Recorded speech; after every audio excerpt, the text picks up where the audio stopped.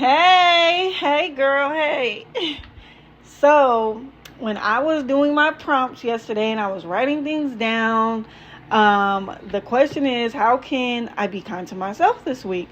And I was like, I could tell myself nice things, prioritize self-care more, definitely spending more time with the Most High, because I noticed that when I start my mornings off with prayer and worship, definitely helps me get through the day. Okay, especially as a mom, you got laundry, dishes, children want you, breastfeeding, you need his strength.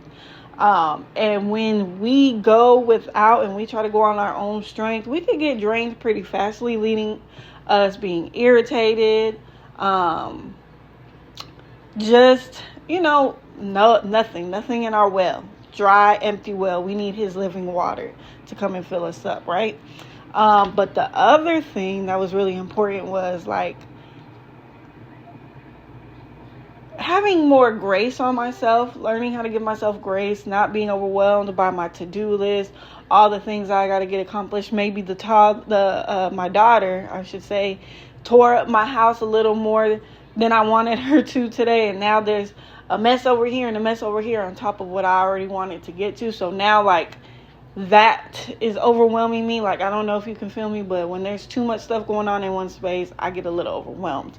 And I noticed that when I'm in that space and I allow those things to bother me, it definitely comes out in my marriage. And maybe if my husband wants to relax some on that day, it annoys me a little harder, because it's like I set my mind on, I wanted to do this, and now you resting means I got to be over here with these children more and I can't get this done. And it's not a good cycle. I'm just being honest, okay? I don't know if anyone out there has gone through that, but I have been guilty of that. And just learning how to, take a step back and be like, it's okay. Like, you might not get everything done today. It's not the end of the world. Not allowing how productive I am determine how I feel, because I have noticed that, like, if I didn't do everything I wanted today, I feel like a little bad. And I'm like, let me explore that, because, like, am I trying to validate myself on these things? Like, what's actually going on here, and how that can spill out into your marriage. And you could be treating your husband away, or and it doesn't always have to be bad. Like, when I say treating your husband, it doesn't always have to be like you're yelling at him and stuff, but maybe withdrawn, or you feel like you want to say something to him, but it, like, what you're feeling really ain't got nothing to do with him. There's so many ways that it can come out.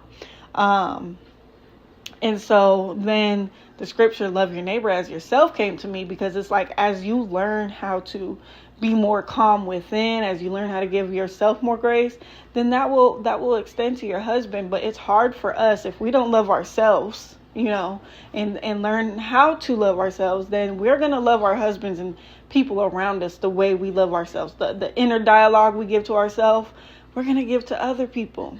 And it's probably going to be a little harsher. So I thought that was a great question, because I'm like, we definitely have to take inventory of how we feel about ourselves and do work to get ourselves to a more healthy place.